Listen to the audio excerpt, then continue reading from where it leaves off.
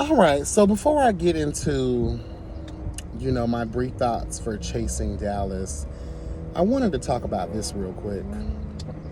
It's really a question, hello God, more than anything, an observation and a question. I'm in the gym, working out. I'm looking at all of the different TVs. Each TV is playing a different, version of the news, right? And all I keep seeing come up is these Mexicans that are rushing one of the ports of entry to the border, girl, okay? And then it took me back to what was happening in New York, I believe, with the Venezuelan community, girl, where they basically held New York ransom, girl, for all the really nice hotels, girl, and the food and all the things, and they were making demands, girl, and all their demands were actually being met. Hello, God. They was living better than most of us out here, girl. Hello. And then it takes me back to, the Cuban situation. If they touch soil, girl, they are now, considered to be American citizens or whatever, girl. Then it took me back to when the Haitians were fleeing for their lives, child, and they was getting horsewhipped, bitch, out there in Texas, girl, for trying to cross the border over there, honey, and all the things, right? Girl. Then we got to have the conversation about Ukraine. We're giving them a fuck ton of financial aid, girl. And we're also allowing them to seek refuge here in our country.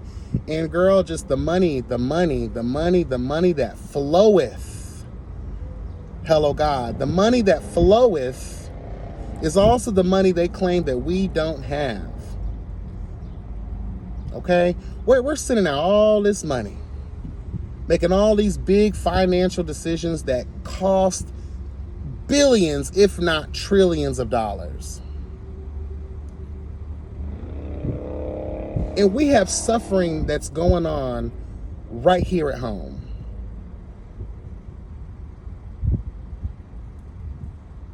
And it makes me think about what we consider worthy investments. We're going to be sitting around here doing for everybody else because there's a backdoor deal that happens. Girl, we're going to take care of the people that fled, but it's going to cost y'all in the end. We're going to recoup the funds. Because you're telling me that's how it has to be set up, right? America is well known for a quid pro quo. Bitch, we only going to do for you if we get some type of benefit out the situation as well, okay? That has to be the case. That's the only logical explanation, right? Because it's obvious if you can do all of these things and move all of this money to support all of these other motherfuckers, then why isn't it just that easy to help the people that are right here at home that have been suffering? Billions and trillions of dollars going for everybody else, but we still having an issue with forgiving student loan debt. We're still having an issue with free of or even affordable health care. Hello, God.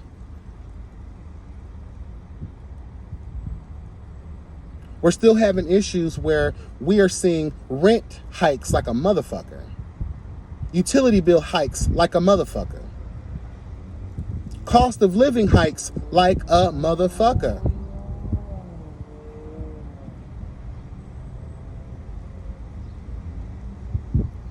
Old systems that need to be torn the fuck down to create new systems that fit the need of today. Like, am I the only one losing my mind over this shit? And let me say this too, this has nothing to do with that, but I want to say I no longer have any kind of heart for anybody who wants to go across the border to have some fun. We are just now learning that those 4 people, well, there were really 5 people, but only 4 made it to the border. The girl who supposedly went over there to get some surgery done, girl, and you was focusing on the wrong parts to get surgery, hello God, but we ain't going to try to victim shame. But come to find out, they may have allegedly been drug smuggling. So 2 of your people them got shot down and killed because y'all want to play nefarious games with the drug cartels.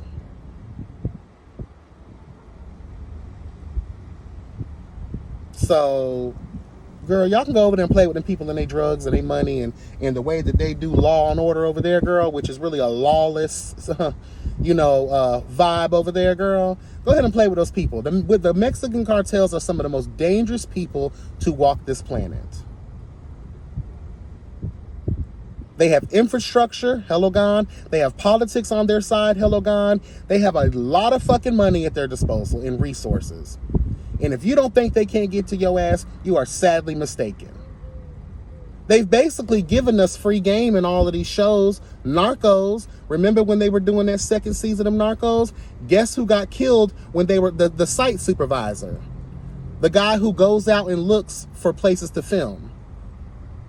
The cartel got to his ass. He was out there playing reindeer games, and now he's snooping around where he shouldn't have been, and they gave it to his ass. Y'all better stop playing with these people in these foreign lands, girl. Because rightfully so, no one trusts America. Anytime someone goes to Korea, girl, it don't even matter who you are. Anytime someone goes to Russia or any of our, foreign power enemies, hello God, they don't even give a damn. You over there for leisure. You are considered a spy. You were out here committing espionage. Y'all better stop sitting around here playing with these girls. Period. Now let's get into some Chasing Dallas real quick. One of the things that I forgot to mention with episode 3, well, before we move on to episode 3, I do want to touch on episode 2 real quick. I wanted to say congratulations to Ted Lee for proving to me he is the person I thought he always was. Ted Lee is not about to let you come for him if he did not send for you. He's giving very powerful Cynthia energy, and I'm here for that.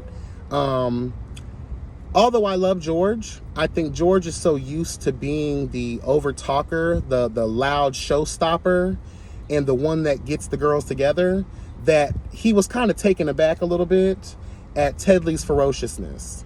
And Ted Lee didn't have to do too much. That's why I'm commending Ted Lee, because you didn't have to do a lot. You didn't do what George was doing in order to try to prove a point or shade you to the point of embarrassment or any of those things. You ate every shot that he threw at you, and you gave it right back. And I'm glad that you stood up for yourself. I am not going to lie. That's one of the reasons why I do love a lot of the new people on this cast. It's very seldom that you find a brand new cast coming into some of these older girls who have a history, hello God, of being those girls who will get you together. And these girls are not scared. And I love that. Speak up for yourself. Do not allow yourself to be bullied. Not saying that's what George was doing, but I'm just saying, though, no matter who it is, I'm very happy. Like when George stood up for himself with King Kane during our introduction to him, I was here for it. Whether the girls are wrong or right, don't allow nobody, I don't give a fuck who they are, make you feel less than. Okay? And no, I do not feel like Ted Lee was looking for additional camera time. I don't think George was obviously, again, editing, I think played a part in this, but you can tell that George was obviously stumped that Ted Lee overheard every single thing that he was saying behind his back. So George had no choice, again, because cameras are on, let's tell the truth, had no choice but to stand in it. But you can visibly tell that he was befuddled. He was bewildered, girl, at the fact that Ted Lee was standing by. And the only jab you had at him was to say, bitch, yeah, I said it, and what? You had no choice, because you would have been looked at as a pussy if you didn't stand in your stuff. I think that there's a lot of confusion. Again, we have this thing in the community where everyone is a friend. You're my friend. You're my good Judy. You're my homegirl. You're my homeboy. You're my ride or die. Girl, if people are not exhibiting those behaviors, because let's tell the truth, you don't need to see the forest through the trees. This is not a complex observation to make about anybody in your life. You know what real friendship behavior looks like. If people are not exhibiting, hello God, the friendship behavior, at least the basic tenets, hello God, of what friendship behavior looks like, you cannot classify these people as friends. If someone drops off the map of your life, hello God, unfriends you, unfollows you from social media platforms, doesn't talk to you, doesn't write or text or return anything, or informs you of major life decisions such as moving to a whole nother state, That should let you know right then and there, girl, please. You don't need verbal confirmation from anybody. The action alone, hello God, should sum it all up for you. Bitch, they don't fuck with you. Period. Okay? Y'all be out here trying to lie and enforce relationships. Oh, I know George very well. We're best friends. And girl, you and your eyebrows, we have determined that is a lie. Period. Okay? And again, I tried to ask this in the Really Be interview. Tedley, I think you owe an explanation. I'm surprised that no one is asking these questions. Episode 1, episode 2. You sit here and say that you are dating still. Meanwhile, you are showing us this boyfriend that you've been talking to for 5 months. Y'all shacked up, or y'all at least look like it, y'all shacked up. Y'all doing a lot of relationship shit together. So I'm asking, is this editing, is this production that has the timeline wrong based on filming and your confessionals? Because it's crazy that within the same episode, you say that you're dating and going through a tumultuous divorce, but yet you have an all-out boyfriend, bitch. So can y'all please make that make sense? I'd really appreciate it. Okay? All right, moving along. Dior and Robert, I'm glad that y'all was able to get over a lot of the, you know, the little petty shit that y'all was going through. Again, everything is about communication. If you are really my friend, my brother, my sister in Christ, bitch, I do feel like we should be able to talk to each other. It shouldn't take the filming of a show. It shouldn't take cameras being around. It shouldn't take a long distance, hello God, and for all these other motherfuckers to form their own opinions about what they think is going on between y'all. I talked about that before. I don't want to step on that too much, but it seems like I continuously have to repeat myself because a lot of these girls, y'all a lot older than me or right about my age, and y'all don't seem to grasp this very simple, you know, ideology. Okay? Moving forward. Jet Jeff, I want to bring you to the carpet of life real quick. I may not see it for the music. That's not my taste. That's no shade or slight to you. But don't you ever let some bitch walk up in your realm and try to make you feel like you're not good enough. Questioning your accolades, questioning your artistry, all of the things. Girl, please, you don't have to explain yourself to none of these girls. They trying to punk you. More specifically, Sean is trying to punk you. Even when y'all was sitting around here trying to have conflict resolution, he was still reading and trying to roast you. When really, if all he would have had to do was look in the mirror, and he would have bursted into flames with all his lies and foolishness. Because I don't see how Sean is able to read anybody when he got all this weird shit, this Corella DeVille fucking weird ass shit going on. No one has time, girl. That may the force be with your hairline, bitch. Because it has Obi-Wan Kenobi that shit all the way back, girl. Okay? How dare you sit here and allow these people that you're just meeting come through and shade everything you got going on? Stand 10 toes into that shit. Okay? Period. Anything else on that matter before I move the hell on? Trey Howard, girl, I understand you probably don't have much going on this season. I hope that's not true, but based on the position that you're appearing to play this season thus far, you're the bone carrier. Do not be the centerpiece. I know the season's already shot, so there's no there when it comes down to, like, you know, reflecting and doing better within this season. I'm just giving general tea, okay? Don't sit around here and be the mouthpiece for anybody because you don't have much going on. There are other roles that you could play. You are not the mediator. You are not the counselor. That should not be your role this season. I know you probably exhausted yourself doing your own show and all that stuff, and you probably got all the work out that way. But let me tell you right now, baby, do not do that, because if you don't do it the right way, you may end up cultivating a situation that has nothing to do with you that might blow up bigger than it ever needed to be. Be prepared for what the bone carrying role, hello God, has coming to the, we see the fucking history, girl. The bone carriers don't have the best time on the platforms. So I hope you know what you're getting yourself into, girl. Period. Moving on. Astro, Hood Princess. Shout out to Chasing Dallas for doing what I love the most. I love when you guys are able to humanize the fuck out of these cast members. No matter who's at the helm, whether it was Markel or Reese G, both did a very amazing job on being able to do this. And we're seeing it with Astro. I believe this is the first moment, a true in-depth, as I would like to call it, moment in the season. And we're getting it in episode 3. I'm here for that. We sit down with his mother and his very fine-ass brother that I would love to get to know. Hello, God. Hopefully he's of age. I hope, because Astro's like 22, and I think that's his younger brother, right? Or his older brother. Well, hopefully you're of age, honey, because, hello, God, you're very cute. And most of all jokes aside, you seem to be very understanding. I love the bond that y'all have as brothers. Whether you're gay, straight, whatever, it don't matter. The fact that I sense that you are truly your brother's keeper, whether you're the oldest or the youngest. I see that you're going to have your brother's back. You're going to tell him the truth. You're going to love him. You're going to support him. You're going to be there for him. That's obvious with the mother as well. And it's obvious based on a lot of the situations that y'all have been in. A lot of traveling. Y'all got a gypsy vibe going on. Y'all got a train rider vibe going on. And that's no tea, no shade. That's what I call people who move from place to place to place. I think the mother, because the cameras were on, was trying to kind of sugarcoat and downplay the situation and just say, I wanted my kids, I don't know if anybody else caught that, I wanted my kids to experience different things.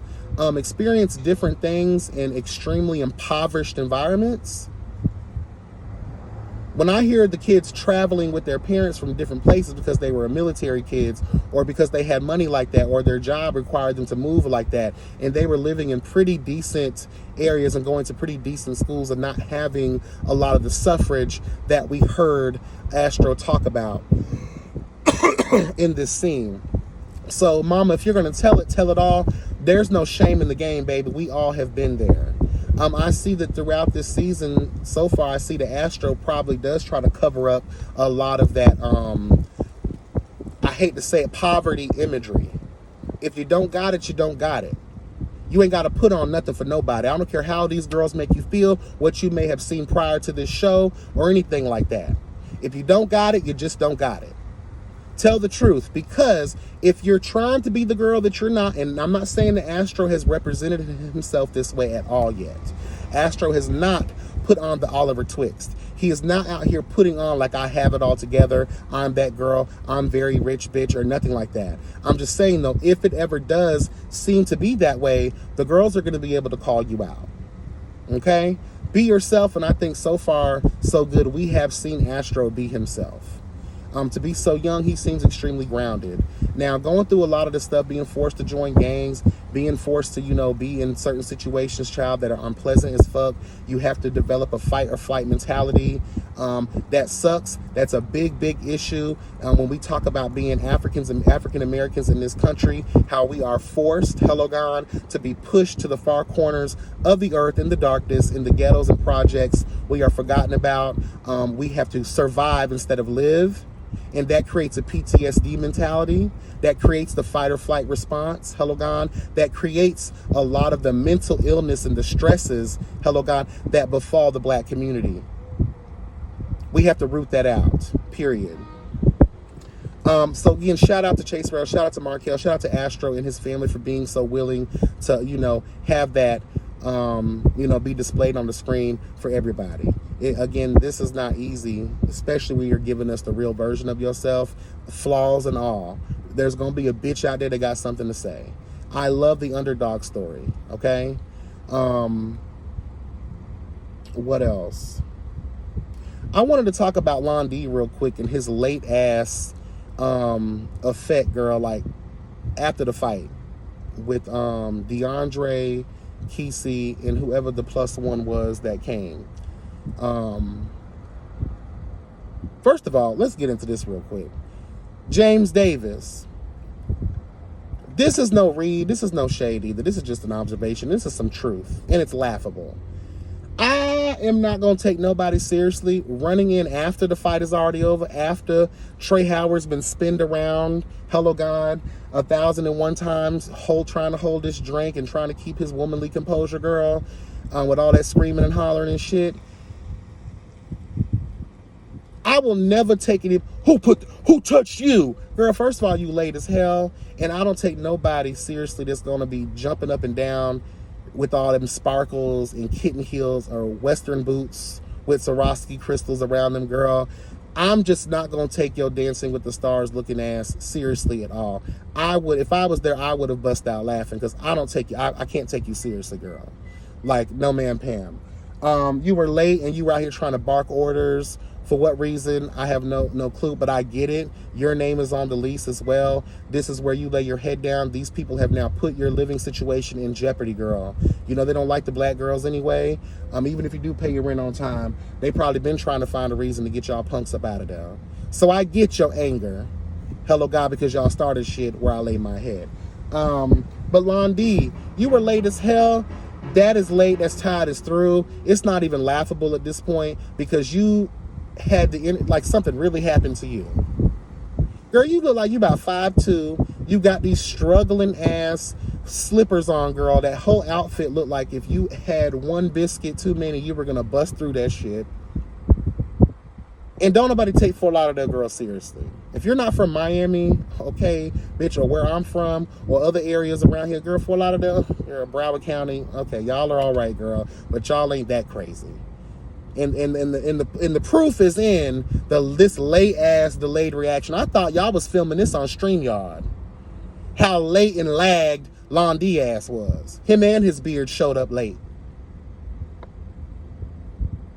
Okay? Jesus Christ. Anything else that I wanted to talk about? Yes, the lateness for me, girl. Calm down. When it was time for that reaction, it wasn't there. And then everybody, because y'all don't know what's going on, you want to put your little 2 cents in. If you weren't there for the situation, James Davis, Londi, I don't know where you were sitting at, but again, your reaction was so late as if you just arrived. And we know you was already there. But girl, please.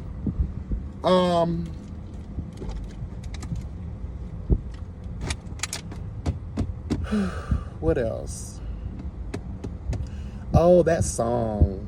I need that song in my life. The one Jeff invited Kesey and Astro to do. I need that song in my life.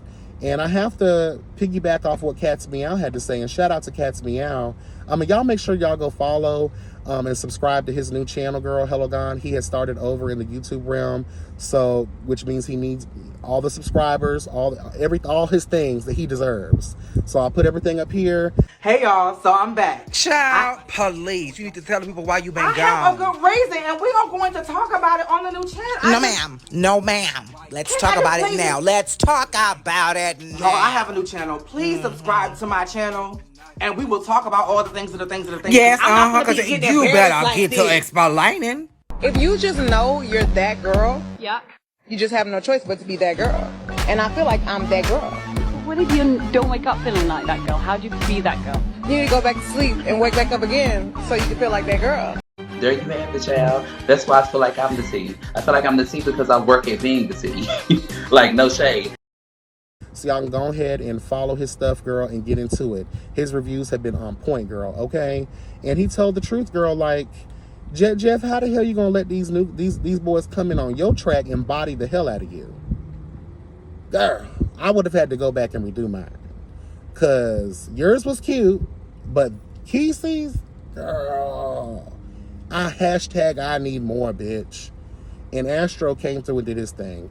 And you're a hit or miss, Astro, when it comes to your music. I just want to tell you the truth, baby.